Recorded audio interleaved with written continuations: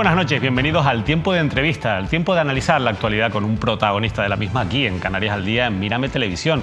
Y hemos pasado programas, hemos tenido bastantes conversaciones acerca de los presupuestos de la comunidad autónoma, presupuestos que todavía siguen en fase de debate ahora con las enmiendas parciales, después de que la semana pasada los grupos que apoyan al gobierno autonómico decidieran tumbar esas enmiendas a la totalidad presentadas por los grupos de la oposición, por Nueva Canarias, Bloque Canarista y también por el Partido Socialista. Hoy vamos a hablar de presupuestos, pero también de otros asuntos de actualidad, con Luis Campos, el portavoz parlamentario de Nueva Canarias. Luis, muy buenas noches y gracias por acompañarnos.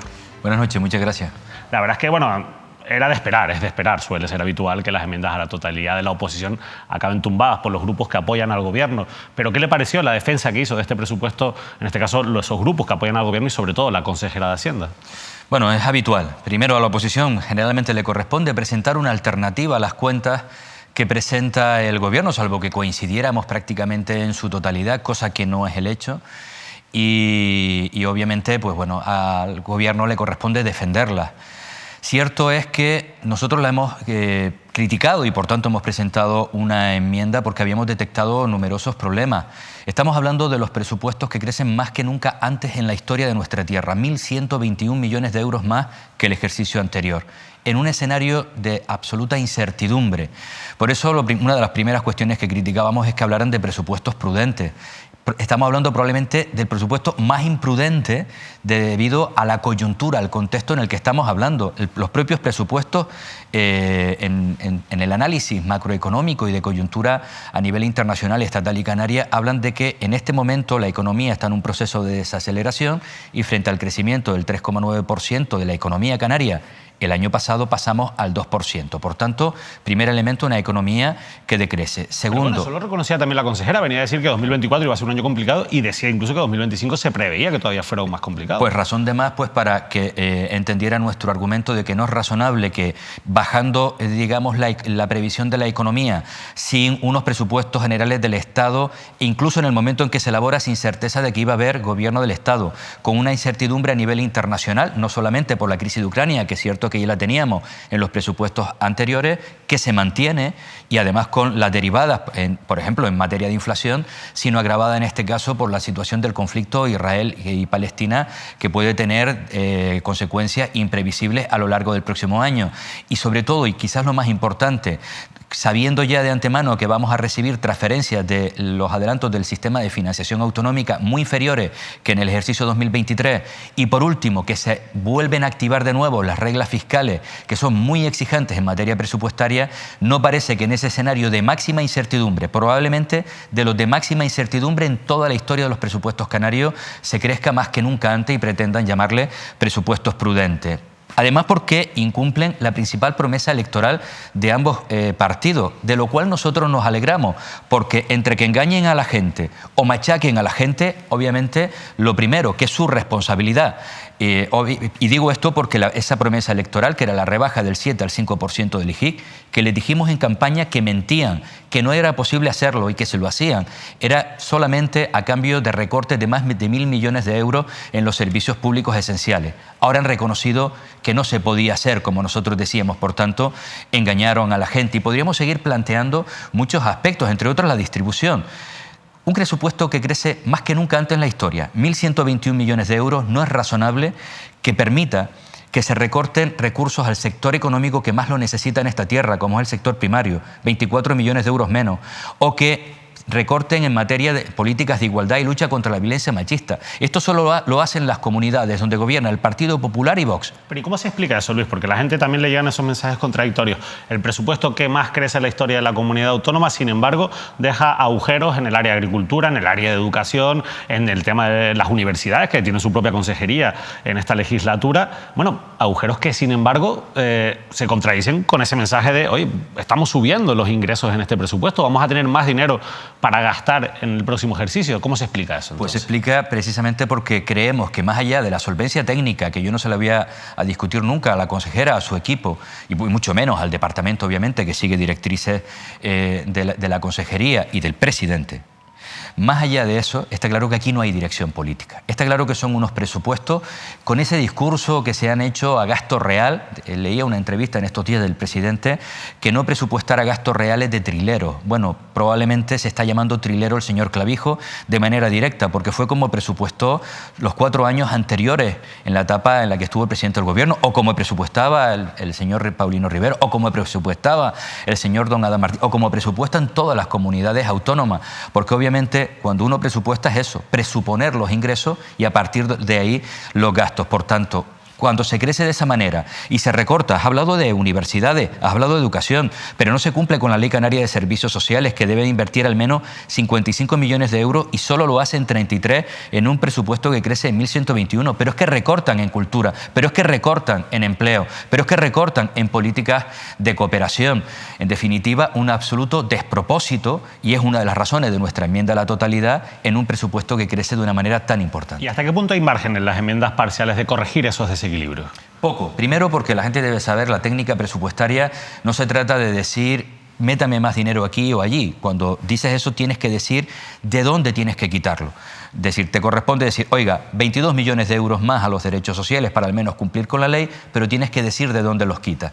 Y obviamente eso limita bastante el margen a la hora de las enmiendas parciales poder corregir. Lo vamos a intentar hacer. Nosotros presentaremos unas enmiendas en el día de mañana, que se vence el plazo, probablemente moviendo aproximadamente unos 200 millones de euros, serán cerca de 70, 80 enmiendas. Probablemente intentaremos primero corregir aquellos departamentos que pierden recursos, esos que hablábamos antes, en políticas de igualdad, de cultura, para el sector primario, pero también pues, corregir algunos incumplimientos claros de la ley, como esa ley de servicios sociales o el pírrico crecimiento para las universidades o el incumplimiento también de la Ley Canaria de Educación, porque no solo no avanzamos con estos presupuestos hacia el objetivo del 5% del PIB que está dentro de la ley, sino que otra vez, una vez que llega Clavijo de nuevo al gobierno, no solamente no se avanza hacia ese objetivo, sino que vuelve a alejarse de ese 5%. Por tanto, nuestras enmiendas parciales van a intentar corregir, es complicado, pero intentaremos hacerlo. El 5% en educación, bueno, podríamos, para no entrar tampoco en cada departamento, pero sí que es verdad que la ley establecía pues, ese margen de 8 años, desde el año 2022 ya se tenía que haber llegado a ese 5%, no se ha llegado, ustedes tampoco llegaron cuando estaban en la Consejería de Hacienda, aunque sí que es verdad que se acercaron, cada vez más aumentaron ese porcentaje del presupuesto que en relación con el PIB debería llegar al 5%. Hoy los colectivos que impulsaron esa ley en el año 2014 aseguran que ha habido un retroceso. Evidentemente, fíjese, yo creo que en política se puede hacer muchas cosas, pero cínico no. Y digo esto porque considero y tengo un respeto profundo al señor Barragán, de las personas además que tengo una buena relación personal y una buena consideración en lo político, pero no puede subir en el debate de presupuesto y plantear que ellos no llegan al 5% y que reconozcamos que nosotros no lo hicimos y que incumplimos. Mire, que la gente sepa exactamente cómo han sucedido las cosas. La ley se aprueba en el año 2014. Estábamos en el 3,9, creo, del Producto Interior Bruto en aquel momento en materia de educación. Y nos dábamos 8 años para llegar al 5%, porque sabíamos que era difícil. Pero en 8 años, si se hubiera ido avanzando una décima y medio cada ejercicio, podíamos haberlo logrado. 2022, exactamente. ¿Cuál es el problema? Que en el año 2019, 5 años después de aprobada la ley, y cuando solo quedaban 3 para cumplir el objetivo, cuando llega el Pacto de Progreso en el que estábamos nosotros, ¿sabe dónde nos lo encontramos? No en el 4,6 y en el 4,3. Es que nos lo encontramos por detrás del porcentaje de inversión que se aplicaba en el momento en que se aplicó la ley, se aprobó la ley en el año 2014. Nos lo encontramos por detrás. Y desde esa posición, solo con 3 años por delante, teníamos el reto de hacer lo que ellos no hicieron. No solo no hicieron, sino que encima empeoraron en sus 5 años. Y conseguimos avanzar de manera notable desde el 3,8 hasta casi el 4,4% del Producto Interior Bruto, con una pandemia, con un volcán, con toda esta situación de incertidumbre. Y vuelven ellos al gobierno y lo que hacen es no avanzar, aunque solo fuera una mísera décima, sino retroceder nuevamente al 4,2%. Por tanto, achacar la responsabilidad al gobierno que acaba de salir, que lo que hizo fue año a año acercarnos hacia el objetivo del 5%, creo que es poco serio, poco responsable y dice muy poco a la hora de defender un argumento. La consejera de Hacienda incluso llegó a reconocer que se habían hecho las cosas bien en líneas generales en los anteriores ejercicios por parte de, en este caso, Nueva Canarias, en ustedes y Román Rodríguez, el consejero consejero de Hacienda durante los últimos 4 años, durante la última legislatura. Pero ella hablaba de 2 puntos negros que se han encontrado en esa gestión y yo quiero preguntarle por esos puntos negros porque ella misma pedía una explicación. Uno es el no haber exigido al Estado en 2022 la compensación de 468 millones en concepto de liquidación por las entregas a cuenta del año 2020. Así que yo le pregunto, ¿por qué no se pidió esa compensación al Estado? Vamos a ver, nosotros recibimos compensaciones ejercicio a ejercicio de manera importante, incluso por encima del resto de comunidades. Recibimos a través del Reactium más que ninguna otra comunidad en términos porcentuales, más de 600 y pico millones de euros que de manera directa iban destinadas precisamente a las políticas en materia sanitaria. Por tanto, el trabajo sí se fue realizando, solo que el Estado determinaba en aquel momento, en cada instante, qué comunidades podían acceder a unos u otros mecanismos de financiación. Nosotros estábamos muy bien financiados en algunas cuestiones y en otras no lo estuvimos. No es que no hubiera reclamación, otra cosa es que el Estado finalmente no accediera a esa reclamación. Había otras cuestiones, fundamentalmente 2. Hay, digamos, una pequeña desviación que no es responsabilidad del Ejecutivo canario en cierta medida, sino que fue una desviación de unos 90 millones de euros en base a lo presupuestado en materia de salarios, porque no sé si recordará que el Estado aprobó con carácter retroactivo un incremento salarial a los funcionarios a nivel estatal. Fue un poco un reconocimiento a la situación que se había vivido en materia de COVID, que suponía pues inyectar 90 millones de euros que había que aplicarlo. Y otros 100 millones de euros que vienen derivados de las denuncias que algunas de las empresas que se quedaron fuera de la distribución de aquel fondo de cerca de 1.144 millones de euros que vinieron a Canarias, por cierto, más que a ningún otro territorio también a nivel estatal, y que repartimos antes que nunca, mejor que nunca y sin sobrar un solo euro. Fue mala gestión esos 100 millones que motivaron que las empresas que no accedieron a ese fondo denunciaran y luego los juzgados le dieran la razón. No fue un problema de mala gestión. Fue un problema que cuando entregaban la documentación, la Cámara de Comercio, que es en quien nos apoyábamos para tramitar, de manera correcta, detectaron y vieron que, por ejemplo, no cumplían con la Seguridad Social o no cumplían con la agencia tributaria en base a los certificados que la propia Cámara de Comercio accedía a través de la agencia estatal, la EAD, la agencia tributaria estatal.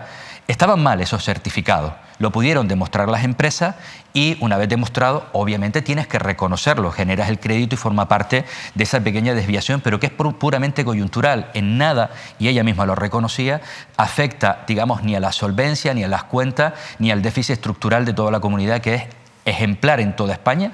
A nivel de deuda tenemos el segundo menor nivel de endeudamiento del conjunto del Estado. Lo mejoramos muchísimo a lo largo de esos ejercicios y los niveles presupuestarios pues fueron de una calidad extraordinaria, como la propia consejera establecía. En cualquier caso, hablando precisamente de deudas, de condonaciones o de compensaciones, en este caso de condonaciones, ustedes han pedido también que, aprovechando esta coyuntura que hay en la política nacional ahora, con esos acuerdos sobre todo para lograr la investidura de Pedro Sánchez, por ejemplo, a los que ha llegado el Partido Socialista con Esquerra Republicana de Cataluña, está la quita de la deuda catalana de unos 15.000 millones. Ustedes han dicho, bueno, en este escenario le toca a Canarias pedir que en este caso hay una condonación de la deuda de 4.200 millones.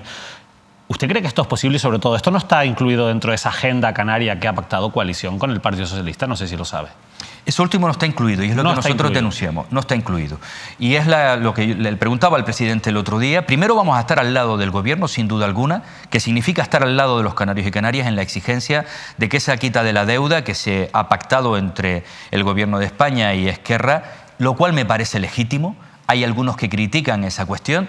Yo creo que cuando alguien tiene oportunidad de defender lo que considera positivo para su territorio, lo haga. Nosotros lo hemos hecho cuando hemos tenido la oportunidad de ser decisivos en Madrid. La bonificación del 75% aérea y marítima, que es exclusiva para Canarias, pues es un claro ejemplo y podríamos plantear otras muchas cuestiones.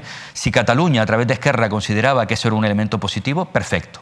Ahora bien, ese mismo acuerdo establece que esta medida será extensible al resto de las comunidades. Y lo que nosotros exigimos es que para que sea extensible tiene que ser con un criterio per cápita. Es decir, esos 15.000 millones de euros que se va a condonar de la deuda en Cataluña tiene que distribuirse entre el número, aproximadamente unos 8 millones de personas que viven allí, en Cataluña, lo que resulte unos 1.980 euros por persona, tiene que ser trasladado a Canarias, porque si no sí que habría, digamos, una situación de desagravio en función de si vives en un territorio con respecto a otro.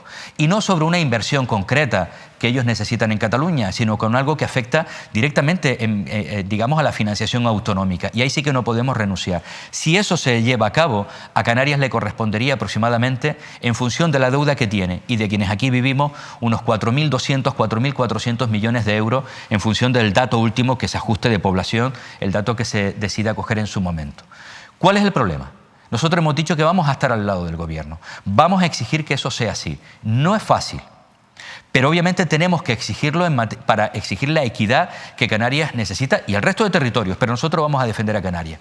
¿Cuál sería la responsabilidad en caso de no conseguirlo? Primero, obviamente, del Gobierno de España, que ha generado una diferencia importante y sentado un mal precedente de cara además también a futuras negociaciones de la reforma del sistema de financiación autonómico. Pedro Sánchez tendría responsabilidad, pero la mayor responsabilidad la tendría el señor Clavijo. Primero, porque no ha sabido defender los intereses como presidente del Gobierno de Canarias y segundo, porque además es el presidente de un partido que ha apoyado la investidura Coalición Canaria a nivel estatal, la misma que ha apoyado Esquerra para exigir esto, y no solo la investidura, es un acuerdo de legislatura, porque se ha comprometido a aprobar los presupuestos del 24, del 25 y del 26, y ni una sola palabra que blindara, que garantizara la quita de la deuda en términos equitativos. Claro, lo que pasa, Luis, es que al final Coalición Canaria solamente tiene una diputada en el Congreso que tampoco es que sea completamente necesaria para lograr la investidura de Pedro Sánchez. Es verdad que cuanto más apoyos, pues lógicamente para el Partido Socialista mejor, y yo por eso le insisto, no sé hasta qué punto toda esa agenda canaria que se ha marcado usted cree que se va a cumplir con Canarias teniendo pues solamente ese nivel de presión que es tener una diputada en el Congreso. Mire, yo creo que se va a cumplir, ¿y sabe por qué? Porque realmente la agenda canaria que han pactado es puro humo. Y se lo planteo, mire, sí, ¿por qué? De manera concreta solamente hay unos 40 millones de euros, que es la extensión a un año del transporte gratuito, del sistema de transporte en Canarias, en guagua y tranvía. Bueno, eso ustedes tenían dudas sobre este asunto, o sea que por lo menos en ese sentido se quedan tranquilos. No, en ese sentido tranquilo, y hay algunas cuestiones que se han planteado que además fueron consecuencia de una enmienda al Pacto Canario por la Inmigración que aprobábamos recientemente y en el que apoyábamos al gobierno también en ese sentido, y nosotros creíamos que había que reforzar un apartado, y además aparece casi con las mismas palabras de la enmienda que Nueva Canarias aportó, que era que los menores extranjeros no acompañados fueran distribuidos a todo el territorio, y para eso había que hacer modificaciones legislativas. Aparece en el acuerdo y nos parece bien, pero luego el resto son todas cuestiones absolutamente inconcretas. Dótese de recursos a tal programa, dótese de recursos en materia de infraestructura educativa, dótese de recursos en materia de políticas de empleo, sin consignar cantidades. Nos pueden dar 40 millones o nos pueden dar 2 y habrán cumplido. Y luego lo que sí que nos sorprende de manera esencial es que este pacto fundamentalmente lo que dice es garantícese lo que ya está garantizado por ley. Yo no puedo cerrar un acuerdo y decir que es positivo que se mantenga la bonificación del 75% aérea y marítima cuando ya está garantizado a través de nuestro régimen económico y fiscal, y como eso los fondos para pobreza o los fondos para el 100% del POSEI adicional o los fondos en materia de los seguros agrarios. Todo esto está en el pacto que han sellado Partido Socialista y Coalición Canaria para la investidura a nivel estatal, y son cosas que ya están logradas, conquistadas y garantizadas a través de nuestro régimen económico y fiscal, y lo venden como un logro nuevo. Nos parece realmente sorprendente en un partido que tiene experiencia a la hora de negociar con el Estado. Por tanto, de manera concreta, estos 40 millones de euros, el resto inconcreto absolutamente en cuanto a cuantía, y fundamentalmente la mayoría de los acuerdos están relacionados claramente con cosas que ya están garantizadas. Si se incumplía, lo que tiene que hacer es denunciarlo, no blindarlo en un documento, y no aprovechar para blindar, a pesar de que solo sea, y al menos haberlo intentado, una diputada, pues esa quita de la deuda que sí que tiene muchísimo en juego, porque son 4.200. Por cierto, ¿sabe lo que sí está concreto? La parte del Partido Socialista lo han dejado claramente meridiano: me apoya en la investidura, me apoya usted también en los 3 siguientes presupuestos, por tanto de legislatura. Y lo que está clarísimo y muy concreto, lo que han pactado y que nos parece una obscenidad plasmarla en un acuerdo: repartirse los cargos de la televisión pública española y de Radio Nacional de España entre el Partido Socialista y Coalición Canaria. Ahí no hay duda y el nivel de concreción es total.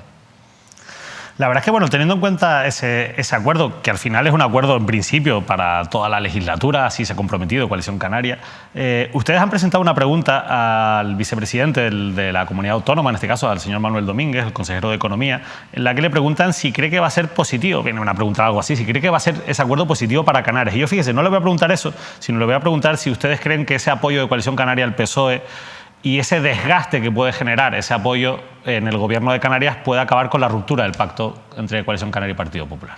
Yo no voy a aventurarme a tanto. Cierto es que se han puesto las condiciones para que eso pueda suceder. También es verdad que a Coalición yo creo que está en un escenario idílico. Han pactado a nivel estatal con el Partido Socialista, con lo cual la oposición aquí yo creo que va a bajar algo de intensidad por parte... ¿Cree que el PSOE va a poner un poquito el freno de mano? Ojalá me equivoque, porque no nos gustaría ser la única oposición en el Parlamento a este gobierno de las derechas. Pero yo creo que ya en el debate precisamente de la enmienda a la totalidad de los presupuestos, el nivel de exigencia bajó un poquito y tender manos empezaron a verse de manera notable. Yo creo que aquí se han pactado varias cuestiones, entre otras, pues el posible cambio de gobierno apoyando aquí en La Laguna con la introducción nuevamente de Coalición Canaria a nivel municipal. No sería de extrañar que pudiera ser extensible a otros ámbitos, incluso el gobierno. Y por otro lado, yo creo que es un mensaje claro al Partido Popular de no te muevas demasiado. No te muevas demasiado porque ya se demuestra que no eres imprescindible. Creo que los presupuestos canarios son un claro reflejo de esto. Mire, ¿sabe cuánto de los 1.121 millones de euros que se incrementan están destinados a consejerías de coalición y cuántos a consejerías del Partido Popular? No. El 73% están destinados a consejerías de coalición, solo el 19% a consejerías del Partido Popular. Esto es significativo del peso que tiene el Partido Popular dentro de ese acuerdo de gobierno. Yo no sé qué pensará el señor Domínguez y el Partido Popular. Yo no estaría tranquilo, estaría mirando constantemente para atrás para ver si realmente me levantan del gobierno cualquier día de esto.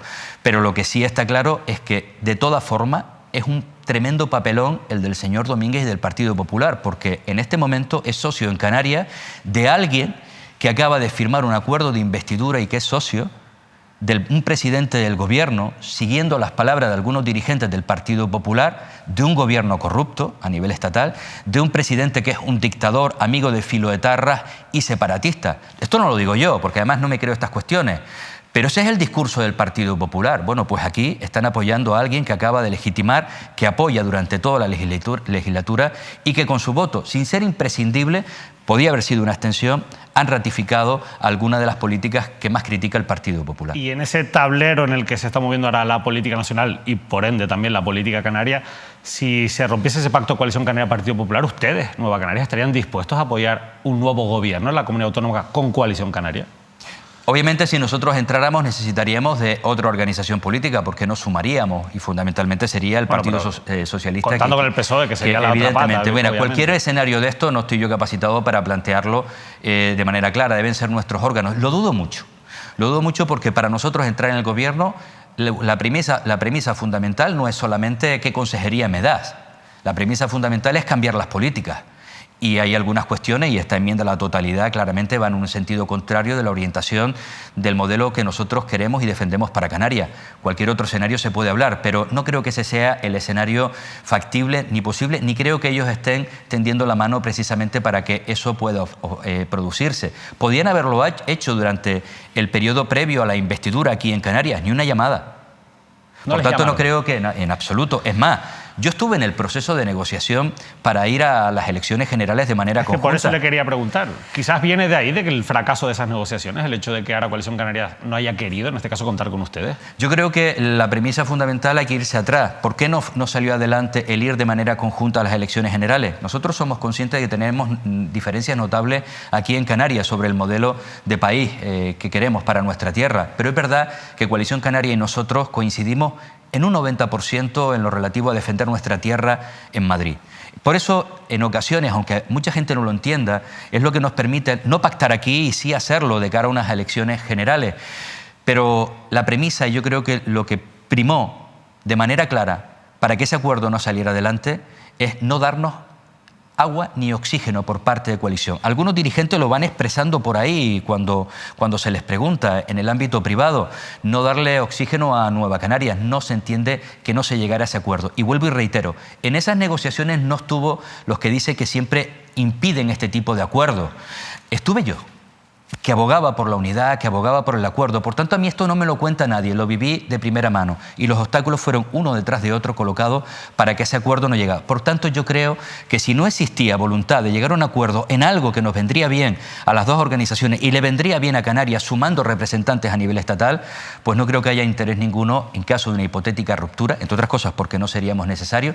Yo no soy muy partidario de, no siendo necesario, formar parte de un gobierno en el que de la misma manera que hoy te dicen entra, pasado mañana te pueden decir sale, y por tanto te quedas absolutamente descolocado en esa foto. No sería muy partidario. Vamos con algunas otras cuestiones. La verdad es que podríamos seguir avanzando en estas cuestiones más de política general, porque lo cierto es que es muy interesante, y además el escenario que se ha dibujado ahora después de estas elecciones generales, además con la necesidad de Pedro Sánchez de apoyarse en los gobiernos, sobre todo los movimientos nacionalistas, independentistas, bueno, pues abre un nuevo escenario en el que además vamos a tener un ministro canario llevando la cartera de política territorial, y eso, bueno, insisto que es un escenario muy interesante. Pero yo quiero preguntarle, sí o sí, porque mucha gente se lo pregunta, ustedes al final se quedaron a las puertas de conseguir ese diputado en el Congreso. ¿Qué hubiera hecho Nueva Canarias si hubiera estado en el Congreso, sobre todo ante la ley de amnistía que tanto debate está generando? ¿Ustedes apoyan esta propuesta de ley de amnistía? Nosotros en su momento comentábamos que teníamos que conocer el texto de la ley. Lo hemos leído. Y el texto de la ley creo que se ajusta explícito, porque el problema es que fuera mucho más allá o permitiera una amnistía a personas que no estuvieran relacionadas con el, digamos, el proceso en aquel momento relacionado con el referéndum, y se limita única y exclusivamente a ese ámbito. En primer lugar. Segundo, una vez que vemos que la ley se limita a esa cuestión, tendríamos que llevarlo a nuestros órganos. No lo hemos llevado porque no tenemos la necesidad de votar. Pero conociendo un poco a nuestra organización, creo que no hubiéramos tenido mayores problemas en apoyar ese acuerdo, sabiendo que es un acuerdo que está muy ligado a la necesidad que tiene Sánchez de gobernar, lo cual me parece también legítimo. Algunos plantean que algo que usted no llevaba en su programa electoral, luego no lo puedes aplicar a la hora de llegar a acuerdos. Y nosotros diferimos de esa... Si eso fuera así, se tumbarían muchísimos acuerdos, porque evidentemente ni todo lo que está en el programa electoral se cumple, ni lo que está en el programa electoral es la hoja de ruta de las negociaciones. Claro, pero sobre todo por una cuestión. Nosotros sí hemos denunciado el incumplimiento electoral del Partido Popular y Coalición Canaria de esa rebaja prometida del 7 al 5%, y cuando ha dependido de ellos exclusivamente. Porque la promesa era de coalición y del PP. Gobierna coalición y el PP. Firman un acuerdo de gobierno entre coalición y el PP, llega el momento de la verdad y lo incumplen. Eso es una cosa. Y otra cosa es que yo no tengo mayoría. Y para alcanzar la mayoría, yo voy con mi programa, pero tengo que cerrar acuerdos con otras organizaciones que tienen su programa. Por tanto, el programa de gobierno de la legislatura será el programa de programas. El programa del Partido Socialista, pero razonable, que Esquerra o Junts, si necesitas mi apoyo, intenten colocar algunas cuestiones de su programa. Como Coalición Canaria ha intentado colocar algunas de su hoja de ruta, el BNG haga lo propio, el PNV, Bildu o cualquier otra organización. Eso es razonable. Por tanto, ese primer elemento, yo creo que ese argumento queda desmontado. Segundo, se rompe España. Mira, David, yo no sé cuántas veces en tu vida habrás escuchado lo de se rompe España. Yo tengo 53 años. Lo he escuchado ya tantas veces que creo que hay que ser serio. Afortunadamente, el conjunto del Estado en España y el conjunto de la ciudadanía está muy por encima de esos discursos. Estamos hablando de instituciones que a mí me gustaría que fueran mejores, pero son sólidas, son potentes. Desde el Tribunal Constitucional al Congreso, al Senado, los juzgados están ahí cuando se incumple una ilegalidad. ¿Usted cree que es inconstitucional esta ley cuando salga aprobada, no por dictamen de Pedro Sánchez, sino porque hay una mayoría legítima en el Congreso?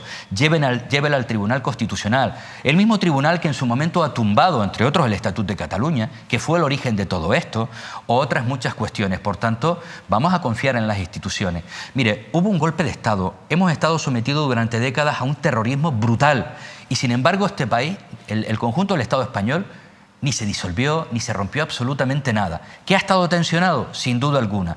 Pero yo soy de los que abogo que para precisamente romper la tensión permanente que teníamos durante los últimos años dentro de Cataluña y entre Cataluña y el Estado, es preferible que frente a los discursos de confrontación, de odio, de división, buscar espacios de entente y de acuerdo.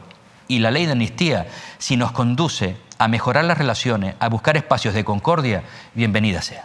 La verdad es que, bueno, vamos a ver qué nos trae esta ley de amnistía. De momento, pues mucha crispación social por parte de un sector de la población en las calles, pero bueno, veremos también si eso, por fortuna, va amainando y nos abre un nuevo espacio político en el que, bueno, pues haya posibilidades para pasar página, ¿no?, ante cuestiones que han marcado, pues, una etapa quizás negra también de nuestra historia reciente. Usted está muy al tanto, vamos a ir finalizando, Luis, pero usted está muy al tanto de las cuestiones del sector primario y en materia de agricultura, es el quien lleva, digamos, ese volante en Nueva Canarias en el Parlamento.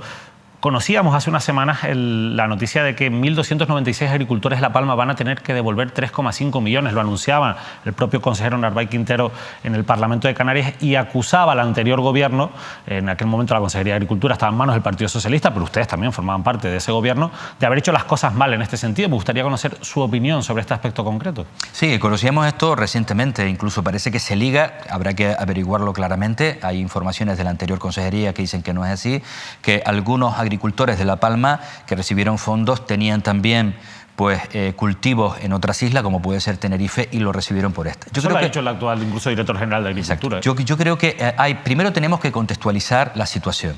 Aquello se produce en un momento absolutamente extraordinario, donde se exigía rapidez y prontitud en la entrega de las ayudas por parte de los propios agricultores y, por cierto, la exigencia día a día en el Parlamento también por quienes hoy están gobernando y antes estaban en la oposición.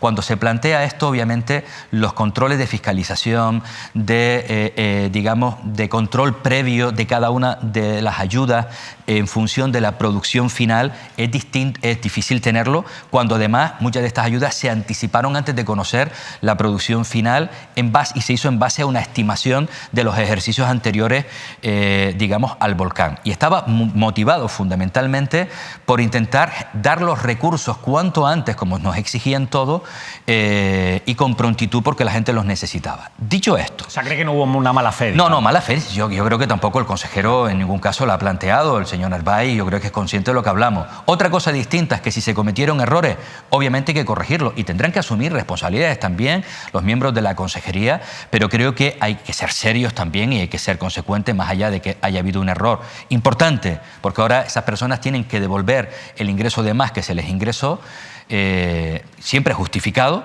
obviamente no les correspondía, pero la razón de fondo es esta que comentamos. No obstante, nosotros siempre hemos defendido, en materia política y en cualquier ámbito, los responsables en cada momento de la gestión son los que tendrán que dar cuenta de sus aciertos y de sus errores también.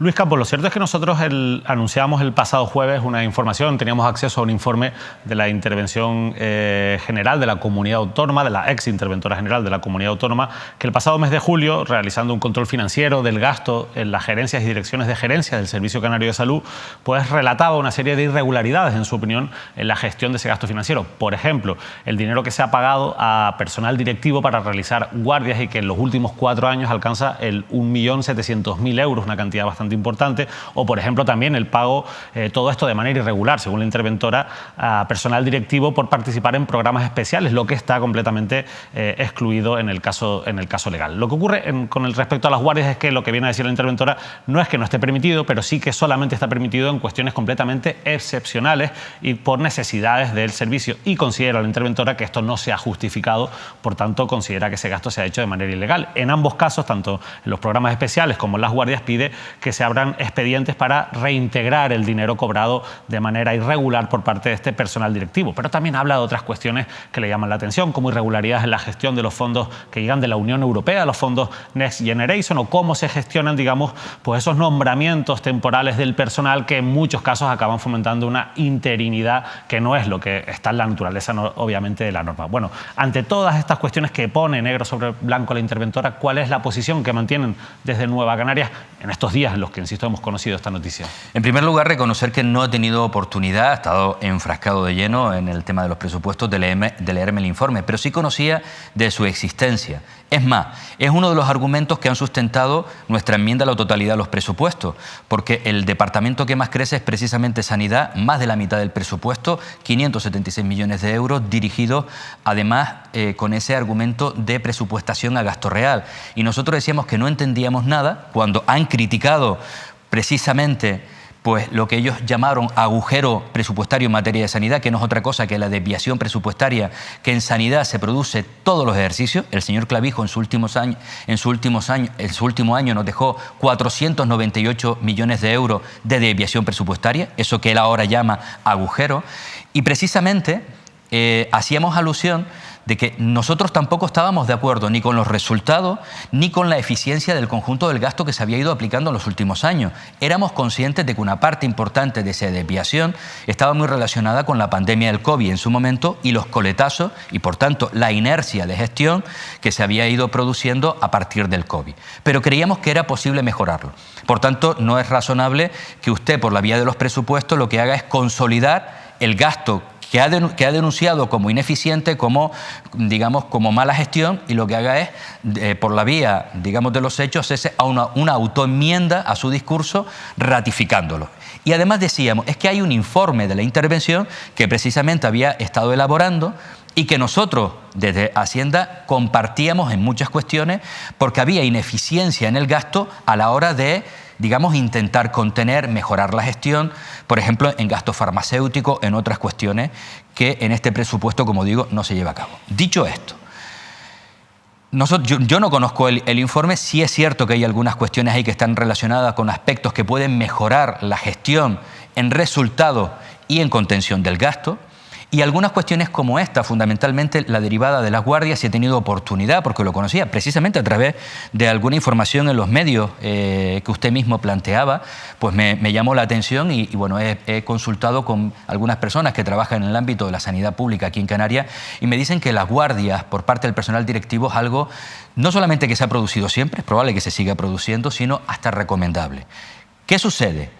Debe de producirse, como bien comenta, en circunstancias extraordinarias o, de manera excepcional, 1 o 2 guardias al mes, porque estamos hablando de que el personal directivo no suele ser alguien que llega desde fuera, suele ser personal, que está dentro de los centros hospitalarios, algunos de ellos además de alto prestigio, reputación y cualificación en sus áreas. Por poner un ejemplo para que la gente nos entienda, si usted es un profesional, un cirujano de cualquier materia y pasa a ser directivo de ese centro hospitalario, no es razonable que esté sin operar durante 4 años, entre otras cosas por mantener la destreza, las capacidades, las habilidades, y por otro, creo que tampoco es bueno para el propio sistema sanitario prescindir de un profesional de esa cualificación a la hora de desarrollar pues esta cirugía. Pero ahora eso estaría justificado, entonces. Claro. ¿Dónde está el problema? Primero, esto solo puede ser 1 o 2 veces al mes, no puede ser 20 veces la guardia, porque si te dedicas a esto, entonces no estás en la tarea directiva, que es fundamental. Oiga, no haberla cogido. Pero 1 o 2 puede ser razonable, pero debe estar justificado. Y creo que lo que plantea el informe de la interventora es que de momento no se ha justificado. No significa que no existan las órdenes que autorizan, pero no se aportaron durante la emisión del informe. No obstante, como cualquier otro informe de la intervención, yo creo que es una hoja de ruta, una guía para mejorar la gestión, en este caso en sanidad, y si hay alguna cuestión que hay que mejorar, aportando documentación que se haga, y si hay algo que no se ha hecho de manera correcta, los responsables en esta materia, pues como decía con anterioridad también en materia de sector primario, pues deberán dar cuenta y justificarlo. Pues Luis Campos, muchísimas gracias por habernos acompañado en esta más de media hora de entrevista que hemos tenido. Se nos quedan otros asuntos importantes. Ustedes están trabajando en el Parlamento de Canarias en diferentes líneas, por ejemplo, para acabar con el desperdicio alimentario que sufrimos en Canarias, o por ejemplo, para luchar contra el fraude fiscal, la economía sumergida. Bueno, hay muchas iniciativas que han presentado. Yo le invito a nuestros espectadores a que sigan toda la actualidad del Parlamento de Canarias, porque además ahora con las nuevas tecnologías es muy fácil seguir los plenos, es muy fácil seguir las convenciones y sobre todo ver qué iniciativas presenta cada diputado y diputada, así que nosotros emplazamos ya para otra ocasión para hablar de esos temas a nuestro invitado de hoy, a Luis Campos, y a nuestros espectadores para que sigan toda esa actualidad parlamentaria a través de la web del Parlamento de Canarias. Muchísimas gracias, Luis, por habernos acompañado. Muchas gracias, don David. Ha sido un placer. Nosotros nos despedimos. Les dejamos ya con toda la programación habitual de Mírame Televisión. En unos minutos llega el deporte. Mañana más análisis de la actualidad aquí en Canarias al Día, en directo a partir de las 10 de la noche. No se lo pierdan.